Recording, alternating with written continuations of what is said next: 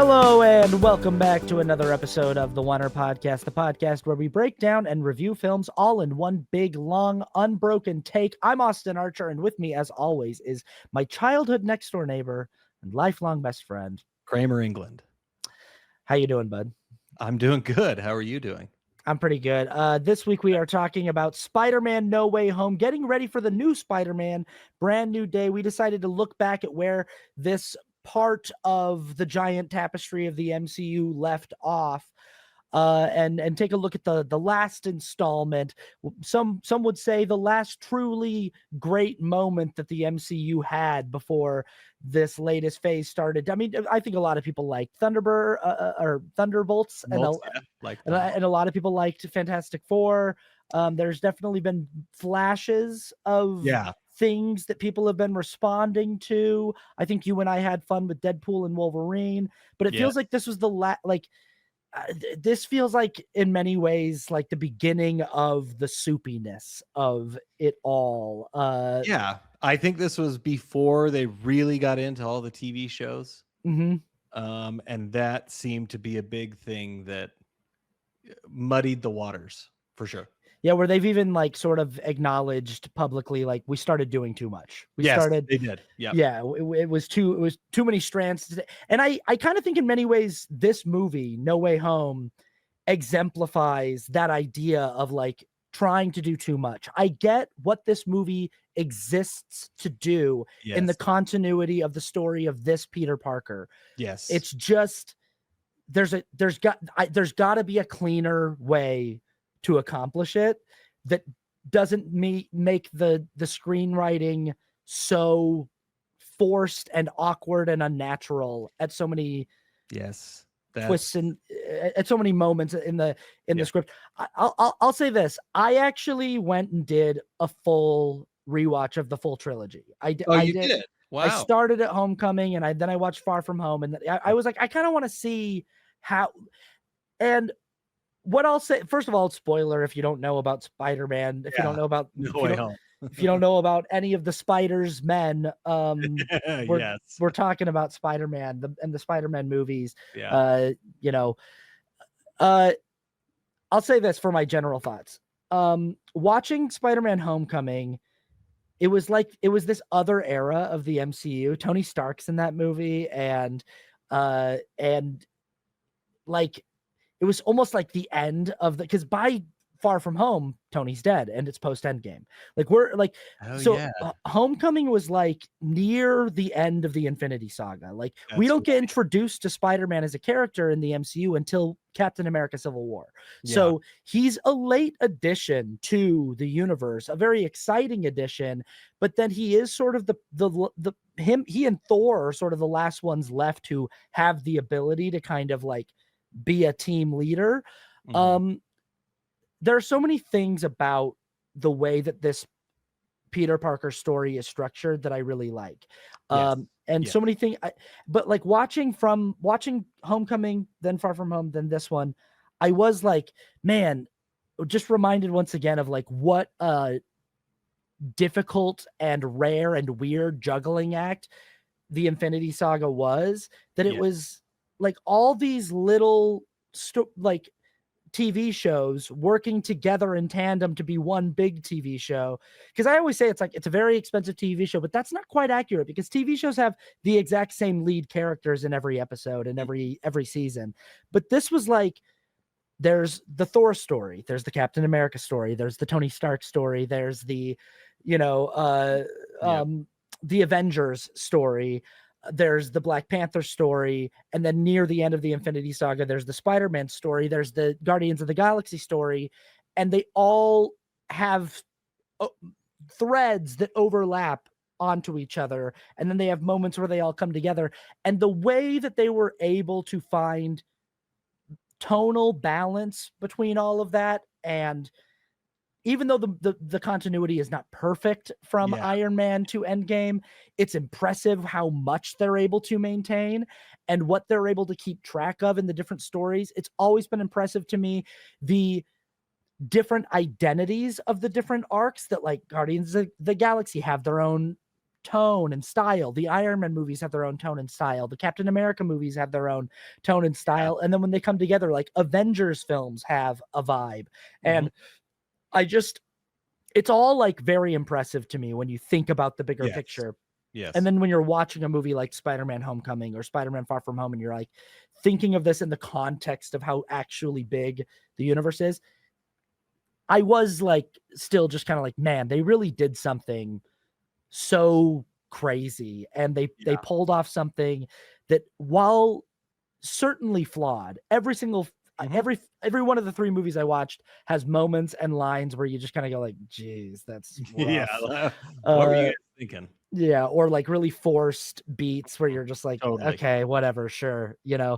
But that's the MCU for you. Is there's always this sort of like, there's this bid to the audience to buy in, to just go like, hey, just go with us on this. And they do a good enough job at like entertaining you and giving you characters that you want to root for and that you want to care about. That, like any good TV show, you go along for the characters. You're like there to see what happens to them.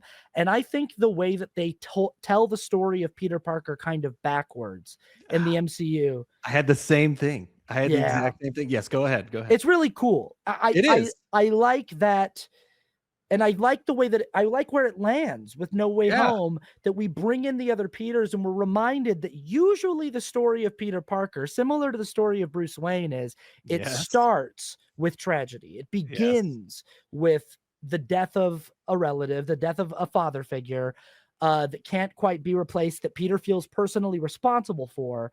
And then his life is sort of like this story of tragedy and sacrifice and having to sort of live in the shadows and conceal his identity and not being able to have the things that he wants. The Peter Parker in the MCU is really trying for most of his for his initial trilogy to have it both ways. Like he really wants to like have his cake and eat it too. He hasn't had major tragedy yet. We don't really talk about what happened to Ben, where his parents are. It's sort of just like Peter's parents died when he was very young. It's sad, but he's been with May his whole life. We don't really talk about Ben. Ben's almost seems like May and Ben got divorced and he's just like gone. Like we don't. Or he died and he didn't know him, like right. But it doesn't. It's not like affecting Peter's story. Exactly. Yeah. The biggest father figure in Peter's life in the trilogy in the MCU is Tony Stark. Yes. And that is a major moment when he loses Tony in Endgame, and executed very well. It's a major moment for all of us. But Peter doesn't really become the kind of Peter. It doesn't have his Peter Parker story where he loses until his 3rd film. And then he has the moment that makes him the same as Andrew Garfield and Tobey Maguire. Exactly. And I really like, sort of in the abstract, what the reversal of the arc, or sort of like just the different prelude, I guess. To it. I just feel like the execution in No Way Home, it still leaves, like, the pieces are all there. It's a film where I'm like, I really like, I'm with you on the ideas here. Yes. I feel like the script bothers me. But anyway. It's kind of crazy how similar our thoughts are. I wrote down the same things. I wrote, this is like a reverse of the other Spider-Man, because it's like he loses Ben first pretty quickly, and then he becomes Spider-Man. We don't know anything about Ben, but he loses May, and May is the one who tells him, with great power must also come great responsibility, right? And it's like, wow, that was pretty amazing that you were able to do that. And I also had the Batman thing in there as well. Batman. So you can't really see it on here. I can see your Batman. You can see it. I have Batman and Spider-Man on my side, because those are the two superheroes that I always loved. They were always my two ones that I gravitated to the most. I think they're also, besides Superman, they're the 2 most popular. And I think one of the reasons is because their story is so relatable on a human level. Like Superman, the problem that Superman has, he's a great character, but he is an alien from another planet. And that, his human side it all kind of works out for him. But but Batman is a human. He doesn't have any superpowers. Spider-Man has superpowers, but he's a kid. He's a dorky kid, right? And it's like, wow, these two characters, and they have tragedy. Like, we can really relate to them. Their stories are so good. So it's kind of funny that we felt the exact same way about that. And I feel the same way about this.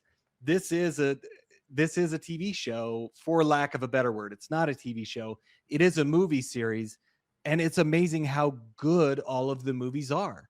You have a lot of really, really good movies. You have some that aren't so good. You have some that are really good. And then it all culminates in, Infinity War and Endgame, which are two amazingly good movies.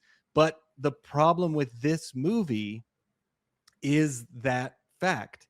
It's a lot of homework, right? Yeah. It's a lot of, I've got to binge the series to figure out what's going on. So it becomes kind of this like almost caught in time series where like I watched this last night with my son and my nephew. He was sleeping over, and so I was like, oh, that was the first Spider-Man when Tobey Maguire comes in, and oh, that was the second one, and kind of explaining it to him, and they're like, oh, that's so cool, that's cool. And I'm like, yeah, but when you get older and you watch it with your kids, they're not going to have any idea what this is. They don't care. Yeah, like it's awesome that they did this, and it is amazing, like, but it's hard to capture that moment after the fact. Like, so many people loved so many TV shows when they were younger, but now it's like, I don't care about MASH. I don't really want to go back and watch MASH. I'm sure it's guys, funny. That's the original Hawkeye from MASH. Not Hawkeye from the Avengers. Can you imagine a multiverse movie about Jeremy Renner's Hawkeye, and one of the Hawkeyes is Hawkeye from MASH? That would work perfectly. Wait, guys, that's Hawkeye from MASH. Yeah. Okay, but why is he here? Because it's another guy named Hawkeye. Yeah. No, that's so like, those are the things that I don't care as much about. And it's kind of like, oh yeah, I have an appreciation for it. I'm sure it would be good if I had to watch it, but I don't really have an interest in watching it. So it's kind of that. Whereas when you have a movie that's like contained, it's easier to watch. And if you have 3 movies, it's kind of like, oh yeah, I watch 3 movies. That's easy. So it's got that problem. Now, it's a weird way of getting to the plot. This movie is kind of a tale of first half and second half. Mm-hmm.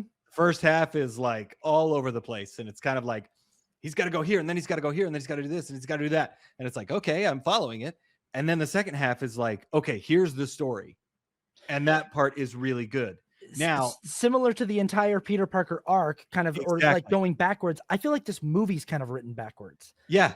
I know that they wanted to save the other Peters for this big moment reveal.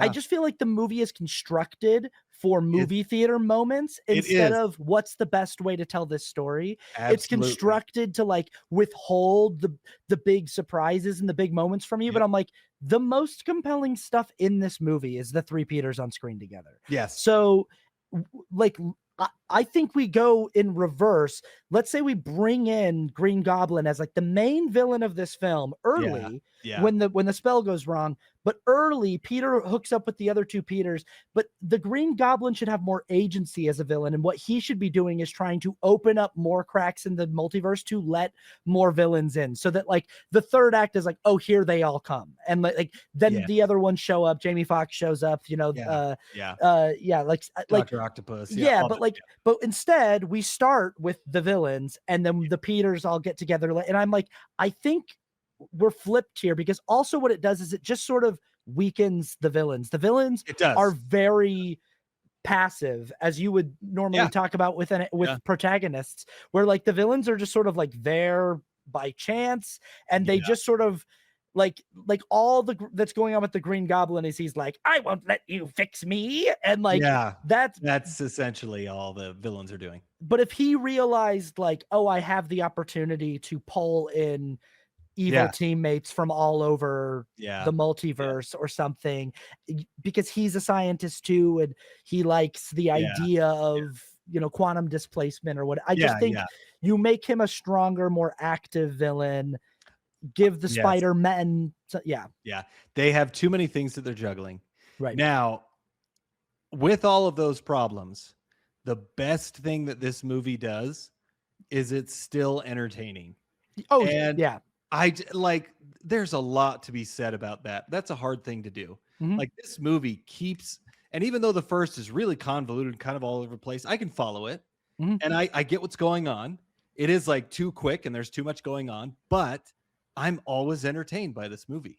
Yeah. Like, and it has a really good payoff in the end. And I think that really saves the movie Mhm. because, yes, like you said, they could have done a ton of stuff to change it and to make it better, but it still got my attention and I still really like it. Now, the other thing that's really bad for it is the fact that it's owned by Sony and Marvel. Right. Like, that goes into all of this and why it kind of doesn't work as well. They're also meeting deadlines. You can tell that this is a movie that had to get made. Mhm. They probably didn't have the script finished Yeah. and they were kind of making it up as they went. And I don't know to what degree that is. I mean, they pulled it off really well, but it just kind of feels like, oh crap, we just got to go. We just got to get going. And they don't give time they didn't give it time to really make the story as good as it could. But it's still entertaining, still a lot of fun. I know it feels weird to nitpick films like Yeah. this too, because it's just like, hey, first of all, like with everything that's going on in the larger universe, it's always a miracle that these movies work at all. Like Uh-huh. like Olivia just watched all three of them with me, not Oh, knowing she did? really anything about the Oh, larger great. universe. And I think that like she was just sort of passively sitting with me and watching the first couple, and but then she would like kind of look up and she'd be like, "Oh, that's kind of," or like she like Right. started getting like invested in the characters, and then like when Andrew Garfield saved MJ in the third one, Oh, yeah. she was like, "Oh yeah," she's like, "Didn't his girlfriend die like that?" And I was like, Yeah. "Yeah." She's like, "Oh, that's nice," and I was like, Yeah. "Yeah, yeah." Yeah. So it's like they still like even though these movies are pretty silly, they do a good job at giving you characters that you like.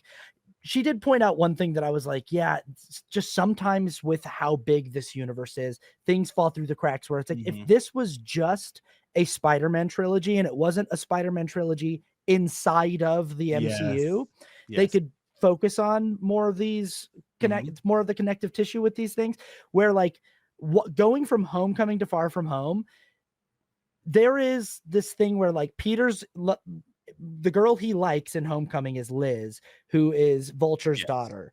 Yes. And at the end of that movie, Liz moves away because her mom wants to move to Oregon because they're Yeah. like embarrassed that her dad got Yeah. arrested, for Mhm. whatever. Yeah, yeah. And but then like when Far From Home starts, Peter just likes MJ. And there's no it's Yeah. not really like we meet MJ in the first one, but Peter's like all about Liz. And in the second movie, he's just like, I like MJ. I can't wait to tell her I like her. And I was trying to think, I was like, do they do anything in the in-between movies? Like, does anything happen in Oh, Infinity War or in it? And I was like, no, it doesn't. Like, he yeah. blips out of existence for 5 years and then he comes back and MJ also blips and they come back and he's like, I like MJ now. And I'm just like, I I think that's also just like Yeah. a Yeah. structural mistake. Like, if this was purely a Spider-Man Yeah. trilogy, Yeah. it would be MJ from the start. It would Totally. be that should be the girl that he is after.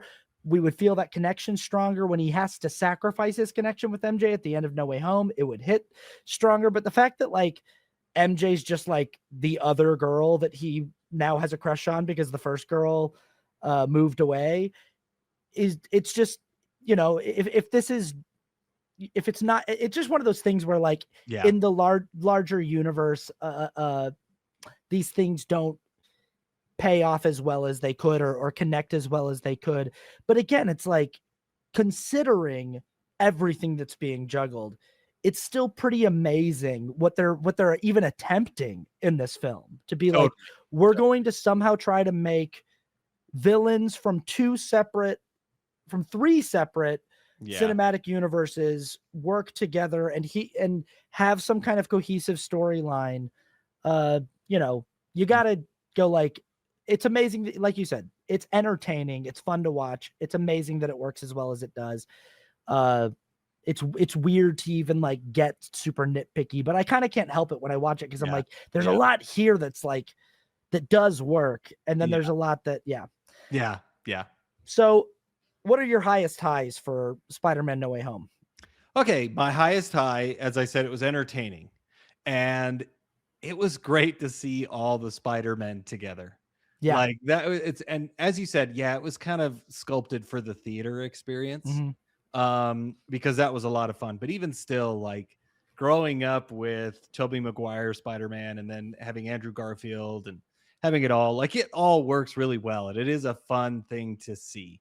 Yeah. I think they pulled that off really well, and how they affect uh Tom Holland's Peter Parker is really good. Like Mhm. they come in and they are the emotion that comes in to help Peter, right? So It's good even that they're older than him yes, and and that they've they gone yeah. through their things, right? Like, and that works really, really well. Like it, and It's I very agree similar to what we see with Miles Morales in totally. Spider-Verse, but that's another problem too, is it's like that movie does it so much better. I know That movie does it so much it better. does. The It's exact so same good. thing, and it does I it so know. yeah. And Mhm. why is it that Spider-Man, the Spider-Verse and the multiverse just work really well for him? You know, I like don't I don't know why it all there's works. something about older, more experienced I think there's something about the Yeah. wholesome nature of Spider-Man Yeah. that, like, having an older, more experienced, and maybe a little more heartbroken version of Spider-Man come and help a Mhm. younger, newly heartbroken Spider-Man is very tender and sweet because Yes. we all just sort of feel bad for this Yeah. character. And Yeah. I don't think any of us would ever buy watching Batmen from across the multiverse help each other out. It wouldn't No, feel wouldn't work. authentic to that character. And even like Superman, it's like I don't think he needs the help of another Superman from another. But No. Spider-Man being like this kid from Queens, Yep. there's something sort of like psychologically nice about like an alternate version of myself from another universe coming to help Yeah. me in my hour of Yep. need. And I don't know. Totally. Yeah. Yeah. No, and so that works really well. My other highest high, some of my other ones, like May's death and how this is a reverse origin story compared to the other ones. It's done really well. And I They handle totally that scene very well. It's a they very do. well executed scene. Yes. Even the, like the Marissa Tomei's performance of it is Yeah. like it's surprisingly and this is the thing that the MCU was always really good at in its heyday and still can be good at. And there's moments in Thunder is like surprising you with how good Yeah. they are at Yeah. getting to your heart. Yep. When you're not Totally. in a really goofy, silly movie, they'll Yep. all of a sudden have these moments that like hit really hard. And Yeah. yeah. And they do that really well because most of their characters, they give them human emotions that we can relate to, right? Mhm. And the nice thing about May as opposed to Uncle Ben in the other ones, Uncle Ben is in it for a little bit in the other two series, right? And even though they are effective, May was in this for a few movies, Mhm. right? And she's in a few of the movies, and we got to know her a lot more as a character, and we always kind of thought she was safe. Yeah. And that's what made it really good, because then it's like, oh wow, she's not like, okay, we're not gonna have May anymore. Like, and this is as in the Spider-Verse, they said it's a canon moment. Like that's Mhm. his moment that really gets, and so it's done really, really well. And I love the fact that they always put Peter Parker through really hard things. Mhm. He's always got to make hard choices. And that's such a good trait to have for a character, is to put them through hard things and see how they come out the other side, right? And Peter Parker has to go through a lot of hard stuff. And it just like, and the fact that you, like you said, like this character has always been, he's always a kid.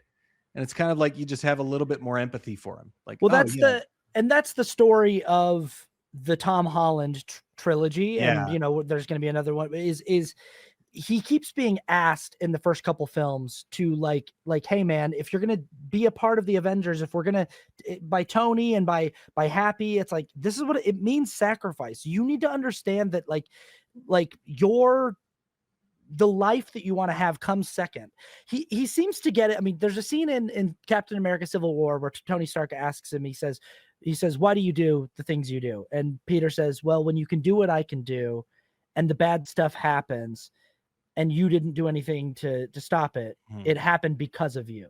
And yeah, he's like, because if you have the ability to stop it and you don't. So he's sort of saying a yeah, roundabout way of, with great response. yeah, It's yeah, he already gets the principle without it having to be told to him by tragedy. But because Peter has not experienced a major tragedy yet, he still is that little kid who's just like, he wants to go on yeah, this. He wants to go on the like all of Far From Home is him being like, I just, I just blipped out of existence for 5 years, and then I saved the world, the universe from Thanos. Can Mhm. I please go Yeah. on vacation with my friends and tell the girl I like that I like her, and just everyone leave me alone for a week in Yeah. Europe? And Yeah. it's like, no, man, you're Spider-Man. And what the three movies are the story of him learning how to sacrifice and how, Yeah. and like, and Yeah. that's what I so one of my highest highs as well is it's of course the three Peter Parkers together, because it Yeah. takes those Yeah. older versions who their story began with the tragedy, and Yes. also now that they're older than him, to come in and be like, hey man, yeah, that's what it means to be Spider-Man, that's what it means to Mhm. be one of us. And we get it, and we've been through what you've been through. Also, I think this is I really like the redemption that we get for both Andrew Garfield and Tobey Maguire. Yes. I'm Yeah. glad. One of my favorite moments of the movie is Andrew Garfield catching Zendaya. That's a really Yeah. nice moment. Great. I also just Great. like the way that they play with, like, I love the like Peter 3 thing. I think that's Yeah. awesome. And Yeah. and I think this is a different kind of redemption for Tobey Maguire, in that I think this Right. is his best performance I know. as Spider-Man. I think that this is better than any of his appearances in the It's three kind of movies. crazy. Yeah. It's kind of crazy. Here's the thing. I know how you feel about Tobey Maguire. Yeah. I totally see it. Tobey Maguire is a good actor in certain situations. Yeah. And I agree. This performance is like the perfect blend of the best things that he does. Yeah. Because like sometimes in the quiet, like intimate things, it just doesn't work. Like even still with like Spider-Man, his spider, sometimes it's like, yeah, that's just, I don't know. I'm not really getting it. But this one, I don't know. It just works. I think you're totally right. Like it's just kind of his best performance. And my preference, everything about Tobey Maguire's Spider-Man suit is the best. Yeah. Besides the eyes. I kind of Like, think so too. it just looks the best. Every time it's showing all three of them, every time it goes to him, I'm like, man, that suit is so cool. Yeah. Yeah. And I'm biased, I guess, because Yeah. we grew up with it. But like, Andrew Garfield's just kind of looks a little off. Like, I kind of liked his other suit. Like, it was just something different. And then the new one just, I don't know, it just doesn't look great. Tom Holland, his suit it looks all really of his good. he has also, and he has different suits. He has like 3 different suits in every single movie he's in. Yeah. And they're all cool, but none of them are like Spider-Man. They're all Tony Stark designed a Spider-Man suit. Exactly. But that's what's cool about the end of this movie, is that he finally makes his own suit. Yeah. And I do like his homemade suit in Homecoming as well. Very cool. I think that's a fun one too, but we don't really get to like this version. That's another way that this is kind of backwards, is like he doesn't get to like his true Spider-Man suit till the end of his 3rd movie. But I still think, I think Tobey Maguire's suit is the coolest. It just looks so good. I don't know what it is. It just looks it's that so like comic raised accurate. rubber with the and it just, and even the suit in Brand New Day, I think it looks good, but Tobey Maguire's Spider-Man suit just looks so good. I don't know. I mean, they knocked it out of the park with that. They really, really did. And it's honestly one of the best superhero suits of any superhero movie ever. Yeah. Like, it really just like, it's comic accurate. It looks great. He looks exactly how Spider-Man should look. And it just all looks the part. So yeah, I loved that. I loved his suit. Any other highest highs? No, we really pretty much covered it. I mean, like I said, the second half of the movie, really, really good. That's where everything pays off. I agree. I lots of good set pieces. I always love a mirror dimension set piece. I feel like every time in one of these MCU movies they do a mirror dimension fight, it's always like they execute it so well. It's always just like whoever's in charge of that is just crushing it. Like that whole sequence, it's just like whoever did this, bravo. It's so cool. Like way to go, you and your crazy imagination. Like wow. Like it's like every time they do that in anytime Doctor Strange is fighting in the mirror dimension, it's always like so beautifully trippy and cool and and wild. I would also say that one of the things that I like about this Spider-Man story is that I think the MCU really got right is it's the first time that Spider-Man is actually a kid. And I never really believed Tobey Maguire or Andrew Garfield as kids, but that's also because it's both because those actors were older when they played the part. They were like Tom Holland was 19 years old when he debuted as Spider-Man. So he actually felt younger, and you know, he's now it's been about 10 years. He's now close to 30 and playing the role, but he's like the age that Garfield and Maguire were when they started, you know, and he still seems younger than they did in their films. But I also think there's something interesting about the nature of how their arcs are built, because there's something about kids who experience tragedy young and how tragedy ages you, and how like you're forced to grow up because you experience hardship. And so there's something about like Maguire and Garfield in their films having more weight and gravitas and like wisdom and age to them, because they've already experienced like how tough the world can be. Holland's like, he's seen some crazy stuff. Like he like I like the whole thing when they're all talking about different, like what's the craziest bad guys that you fought, and it's like obviously Tom Holland has seen the craziest stuff, like being an Avenger and everything, but like he's still seeing it through the lens of just like, it was cool to be there, and I like losing Tony Stark is a big deal. But I also think that's kind of a ball. This like his connection to Tony Stark is nowhere near as deep as his connection to May or MJ or what's his friend's name? Ned.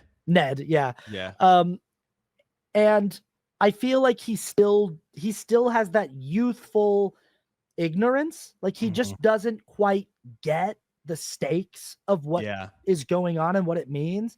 And I like that. I think that's a cool aspect of this character. And I, you know, I like a lot of the action set pieces here. I really like the fan service moments at the Statue of Liberty at the end. I think it's really fun. I think that a lot of the payoffs in that second half, like you said, pay off. But then that would take me into the beginning of my lowest lows, if you're cool if we go there. Yeah, let's go there. So the same as I said, I like it that that Tom Holland is young. I also think one of the watching all three films, I was like, one of the things about this character that's simultaneously interesting and also annoying is how young he is, because as smart as Peter Parker is, Tom Holland's Peter Parker might be the most frustratingly like you just want to like smack this kid and go like, hey man, knock it off. Like he can be so obnoxious. And I think that it's weird because it's also like, sometimes it's like Tony Stark will be mad at him for messing stuff up, but it's also like, then don't give the superhuman super genius kid why'd you build him a crazy suit with like instant kill mode on it and stuff if you didn't, you know, like it's but also like, it's not just in this movie that he does dumb stuff. Giving Edith immediately to Quentin Beck in Far From Home is like, what are you doing, man? Like and it's all because he just wants to be left alone and he wants to just have his trip. And he's like, I'll give it to this guy. And he doesn't even think about it. And then in this movie, when he's asking Doctor Strange and it's such a like, it really is a thing a kid would do, where Doctor Strange like does the spell for him. And he's like, well, you know, I mean, if you ask the administrator's office, like, you're telling me you didn't even go ask? And it's just like a kid would be like, I don't know. I got a letter. They said no. I thought that's what it, you know? And I relate to that, but also it like, so maybe it's not a Peter Parker problem. I think it's a problem of like the adults around Peter Parker. Like giving him too much. The fact that like Doctor Strange just immediately agrees to do the spell and also like doesn't go over with him beforehand, like, hey, this is what this spell means. But maybe it's because they like forget that he's just a kid, and they're and Doctor Strange does say, he's like, sometimes I forget you are just a kid, right? And like, but also some of it is just the plot needs it to happen. Like the fact that he doesn't go over the spell with him, he just starts doing it. It's like, well, you could have taken 2 seconds to say, here's the spell, this is what's going to happen. And then you could have had the conversation before, and then he would have done it right, you know? Literally said, is there anyone you would like to remember you. Yeah. Like, Yeah. and just before we begin, Yeah. because once I start, I need you to be Yeah. quiet, you know? It seems like he would have done that, but the plot needed him to. So it's whatever. So I don't know if it's a character problem or if it's just this kind of plot contrivance thing where like this version of Peter Parker is selectively dumb when different scripts need him to be. Yeah. And it's often played for laughs and it's often played to be like entertaining, that he's just sort of like, whoa, cool, wow, neato. But Yeah. Yeah. sometimes a little bit I'm like, hey kid, can you just lock in for a second? Right. You know, Yeah. Yeah. but it's I both like it and sometimes I'm annoyed Yeah. by it, because I think it's kind of, they finally do have a Spider-Man who actually behaves like the Spider-Man from the comics, where he talks a lot during fights Mhm. and he Right. says like, "Oh, cool costume. Like, whoa, you got like bombs? Oh, that's like wow, what, you know." Yeah. And that's Yeah. very so I do like it, but then sometimes it is a thing where like this kid who's supposed to be kind of a genius will just be sort of selectively detrimentally stupid. Like a lot of the Yeah. plots of his films are like he does something really dumb and Mhm. then he has to kind of clumsily fix it. Yeah. And Yep. I feel like other Spider-Men are a little more like capable and Mhm. a little more, they have a stronger head on their shoulders. It seems like, I don't know. But Yeah. No, totally agree. Totally agree. I one of my lowest lows is, we kind of hinted at this, like the villains are a little too over the top. They're a little too like Dr. Octopus is really going for it, and it's kind of like, all right, let's maybe tone him down a little bit because it makes it too cartoony. yes. Like the problem is that these villains, like it's kind of the MCU thing, like they're making them funny, and Mhm. like, but it's like, okay, but I really want these villains to be villainous and to look menacing, Right. because when they're kind of over the top and kind of silly, it takes away from me being scared of them or seeing them as a threat. Yeah, And when Willem Dafoe goes, "Maybe I could help out, you know, I'm yeah, something of a scientist myself." I'm like, "What?" He wouldn't say that. I know. He wouldn't quote himself from the meme, you As I know? told your other version in the first You movie, know, I'm something of a something of a scientist myself. Yeah. it is, it does feel like the dialogue and the performances from the villains in this movie, they feel like they're out of the cartoons that we watched Yeah. growing up.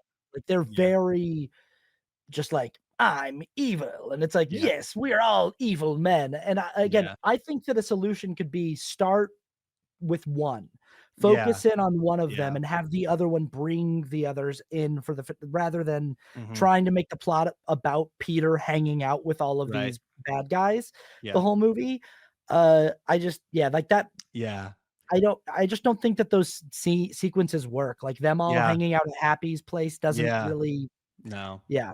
And it's so it's yeah, that's kind of a, and they make changes, I mean, Jamie Foxx doesn't look like Jamie Foxx, and they don't give a reason for it other than Jamie Foxx probably didn't want to wear the makeup, He which is literally is just fine. like, and he even like comments on it. He's just like, I like the way I look more here. And it's like, Yeah. right, but why do you look Yeah. like that? And Yeah. it's just And like, I then don't know. yeah, which it's like whatever. But the thing that sticks out to me the more and more I watch this is Lizard and Sandman. Mhm. You can tell they didn't have the budget to bring the actors in, so they just had them voice it, and it's Yep. really apparent. Like, Yep. especially when they turn back, it's like, did you just steal clips from the other movies? 100%.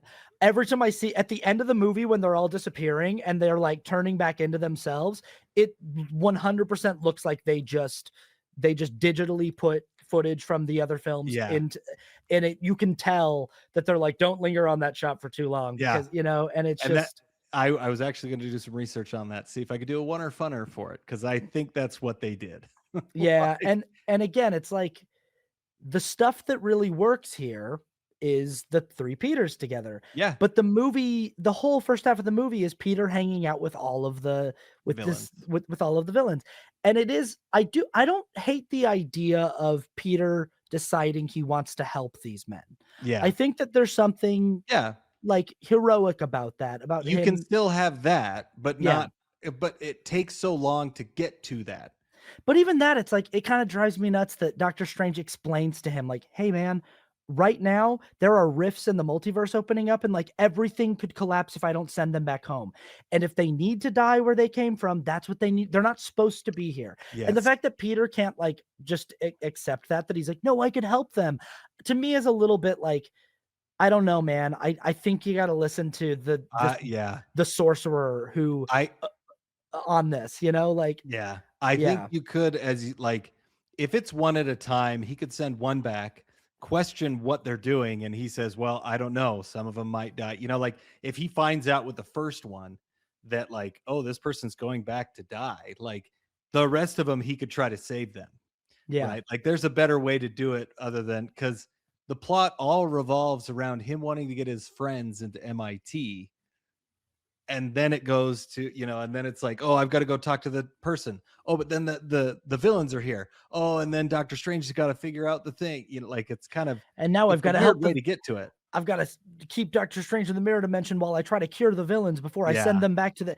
And it's this thing where I'm like, you're willing to risk the survival of the entire multiverse, Yeah. and you're willing to risk your universe being infiltrated by people from all across the infinite multiverse, Hmm. so that you can like maybe help these random villains from and Yeah. I again, I like the idea of like the hero's whole journey being to help all of these villains Yeah. but it's just, I think it's probably a stronger film if we start with Peter meeting the other Peters Yeah. and them being like, why are we all here together, and then the Green Goblin showing up and like him having some kind of thing that he wants to do with the, Right. Right. I don't know, and them having Yeah. to get, I just, I feel like the villains here are written very fan servicey and Yeah. very Yeah. thin, and uh it's one of these things where it's kind of like what we were talking about when we talked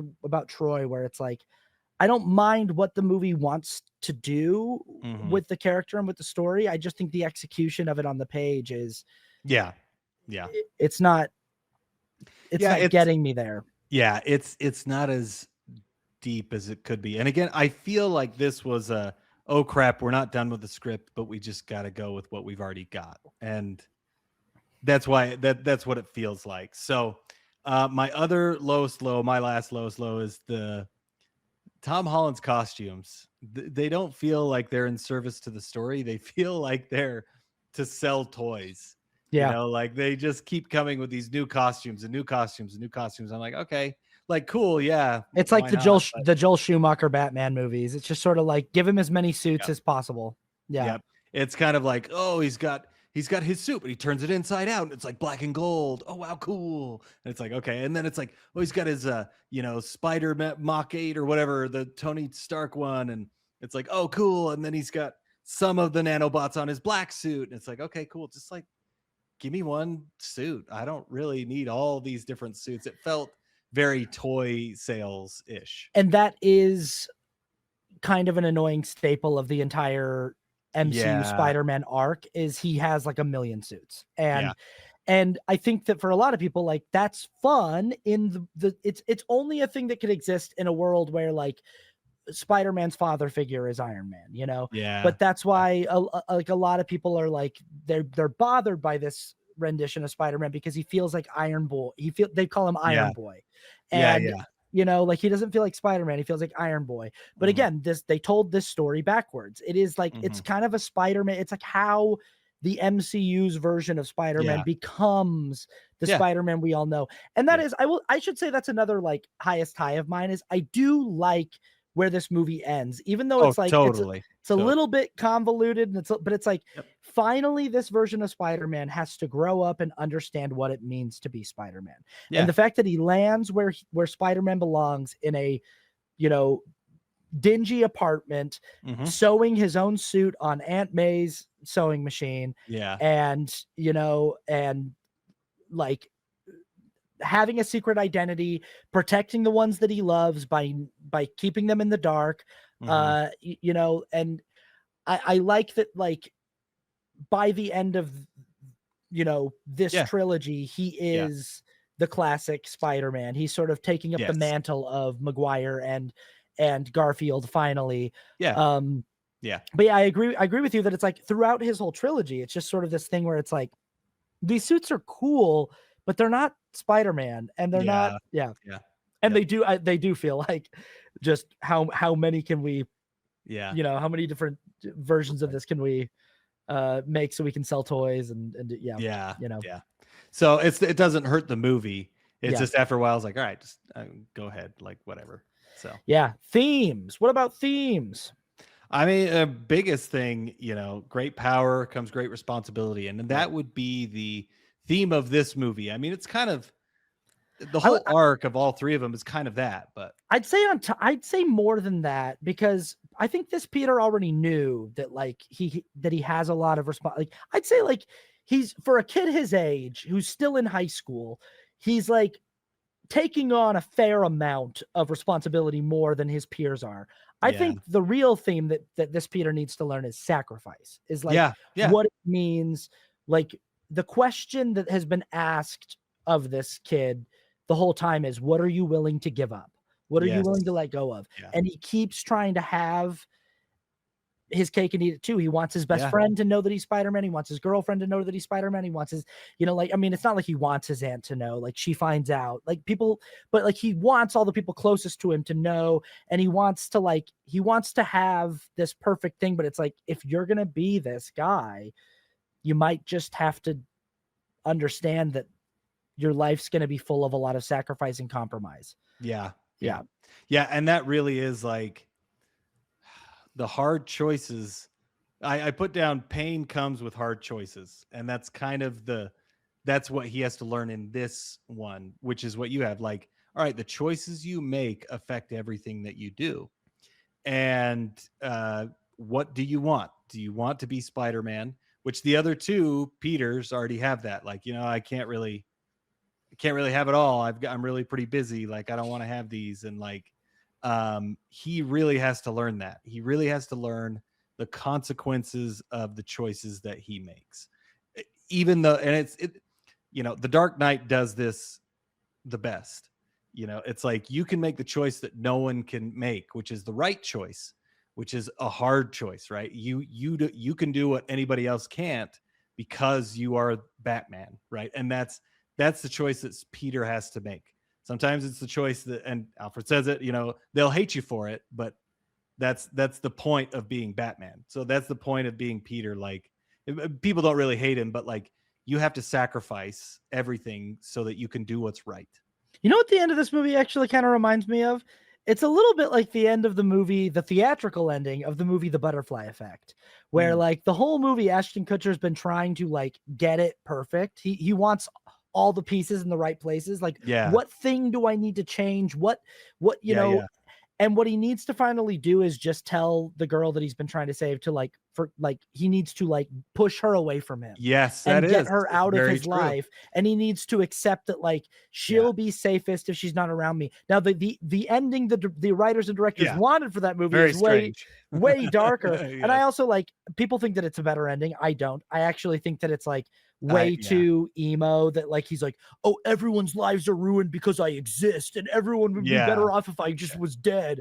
And I'm like, I don't think that that's the ending. I think the ending is just realizing that like you can't have everything. You can't have the perfect just let life. her go. Let her go.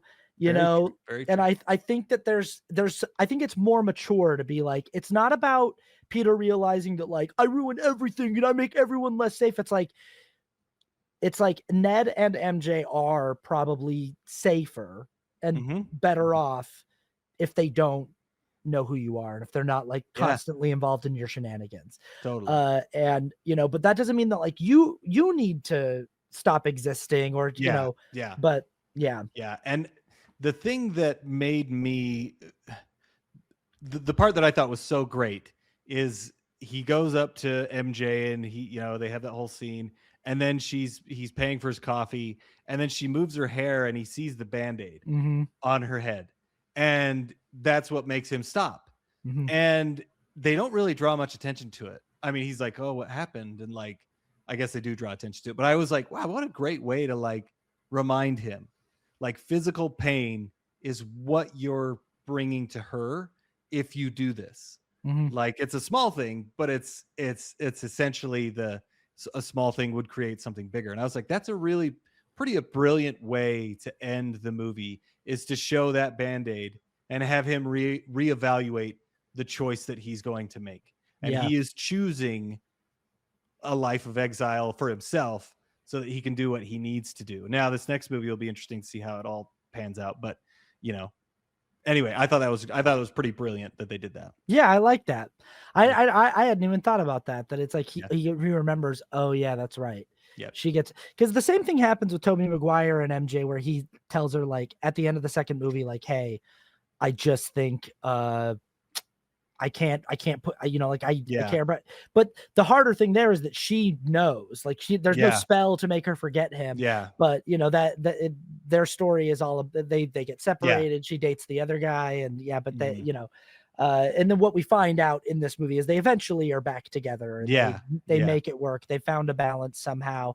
But that's also a theme here. Okay. I guess the biggest shocks and surprises are things we already know, but I think that the big thing with this, the marketing of this film, is that they let people know in trailers that we were going to see Willem Dafoe, that we were going to see Alfred Molina. They did a pretty good job of hiding that all the boys were going to be together. But I think that anyone we knew it. Yeah, we knew it. You're not going to bring in Alfred Molina and Willem Dafoe and not have all the Spider-Men get together. It was great how they made it all come together. I was worried that they were gonna have just him in the background, Tobey Maguire in the background, and shows up for a cameo, but I'm really glad that they went for it and had them all there for a significant portion of the movie. I think probably the thing that I'm actually the most surprised about in this trilogy of films, it isn't necessarily that they found a way to bring in the variants from the other universes, because that's what the MCU does. They like bringing things together.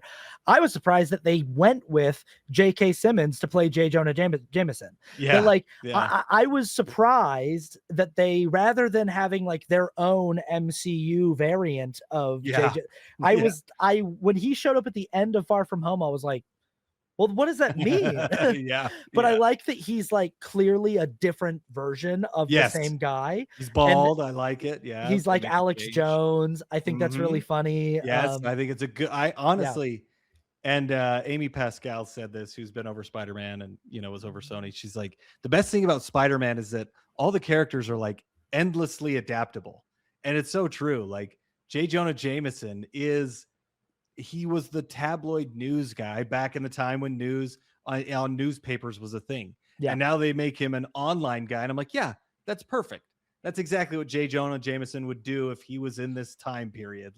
He'd be in his, on a green screen in a basement where he's talking about how bad Spider-Man is. So he'd be Alex Jones. Yeah, he would. Yeah. He'd be InfoWars or totally. The Daily, and that's how they have him, which I think is great. It's great. Okay. I think we talked about the ending. That's our favorite thing of the movie. We like where it lands. The final set piece is nice. I will say, every time I watch it, I'm a little bit like, what's going on with Tobey Maguire here? Is he okay?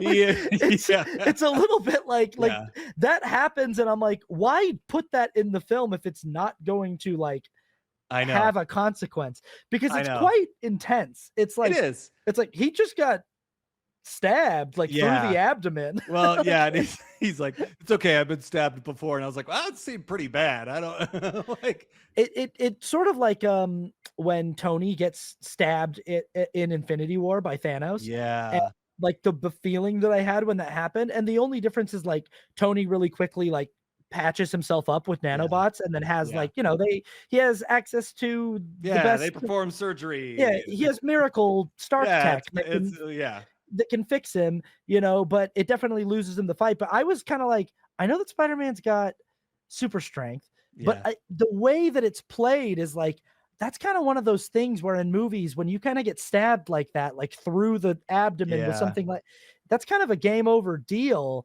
And they play it it's this big emotional thing, but then he's like, I'm good. Well, it is interesting. I want to ask you what you thought, because Tom Holland is going to kill Green Goblin, and Tobey Maguire stops him. And I'm kind of like, okay, yeah, that's interesting because I like that. yeah, I do like it. the exchange works really Yeah. well. I But just it don't is I don't think we need the Green stabbing. Goblin stabbing him unless he's gonna die. Yeah. And I actually think that, like, there's a world in which, like, it could be if the whole point of the movie is, like, we gotta get everyone back to where they came Yeah. from, like, we Yeah. gotta wrap everything up in a nice, neat bow, and then we gotta Yeah. get everyone back, and the whole thing about being a Spider-Man is that embracing that your life is sort of, like, necessarily tragic. Yeah. It could be, like, kind of a hardcore blow if at the end of the movie, the original Spider-Man dies to, like, teach the Right. guy taking the mantle The something new about one. like Yeah. sacrifice and something about like what it Yeah. means to be Spider-Man. And the Yeah. fact that like it's just sort of like, yeah, I got stabbed, but I'll be all right, I'll be is a fine. little bit Yeah. like, well, then why do it? Because I Yeah. kind of feel like it's either like stab him or don't stab him. But if you stab him while he's stopping Tom Holland, I Yeah. kind of think having him die hits harder.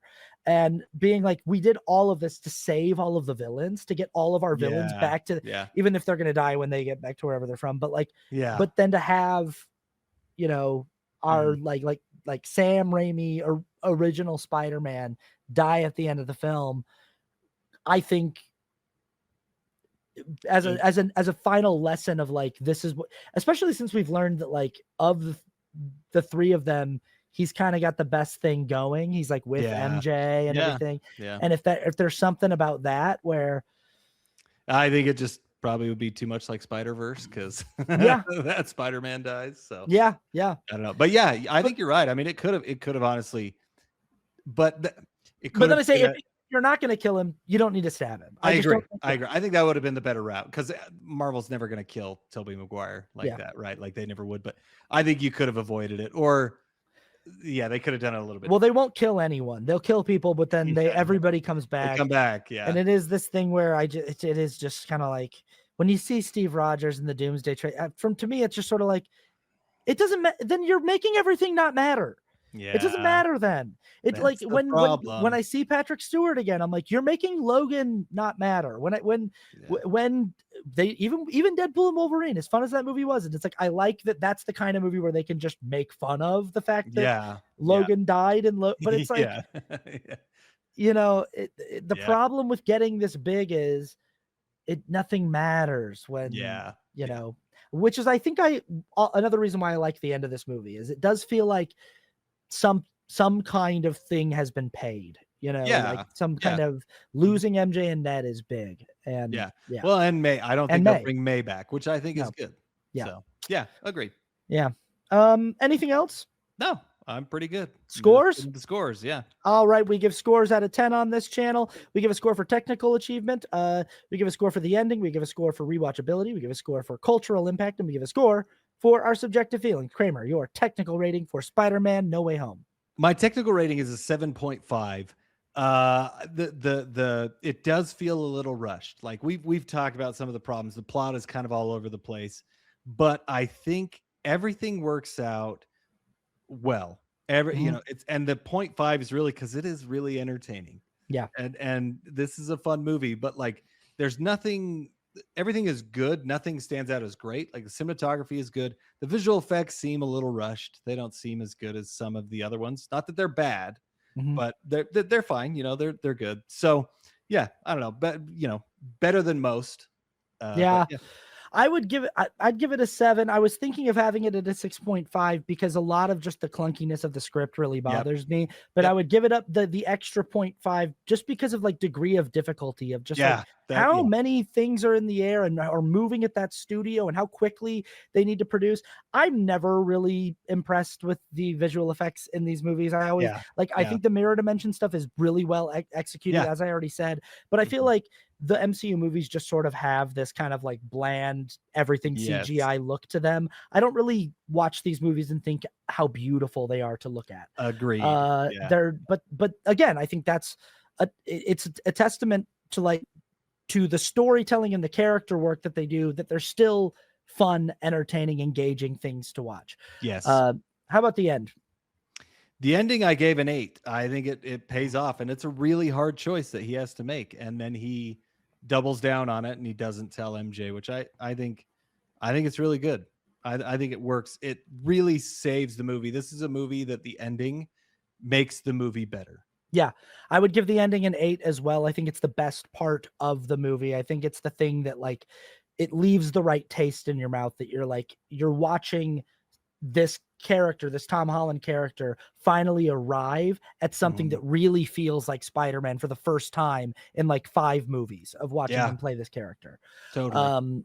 So how about rewatchability? Rewatchability, I gave an 8. I mean, I am the perfect demographic for this. I think we are, we grew up with all of them, and it's a fun movie. It's entertaining, I am happy to watch these movies because everything works, really well. So I'd give it this one specifically a 6. Watching the trilogy, I was like, this is a fun thing to watch. This one specifically bothers me more than any of them, just because everything after Endgame just starts getting so like gunky and but it's still fun. Maybe I could bump it up to a 6.5. 6.5. Okay, 6.5. How about cultural impact? Cultural impact, I'm giving an 8 because this is seen, as you said, kind of like the last great MCU movie that they've made so far. And it was fun. It is, they had to juggle a lot, and they pulled it off. And I think everybody kind of remembers this one pretty fondly, rightfully so. So I would give this an 8, maybe an 8.5 for the exact same reason. At the time, this was huge. Yeah. And this was definitely a moment where people were like, hey, we're still here. Like, we are and again, there were 2 Spider-Man movies after Endgame. There was Far From Home, which people were like, it was good enough. But then this movie was like, we are so back. Like this opened up the multiverse.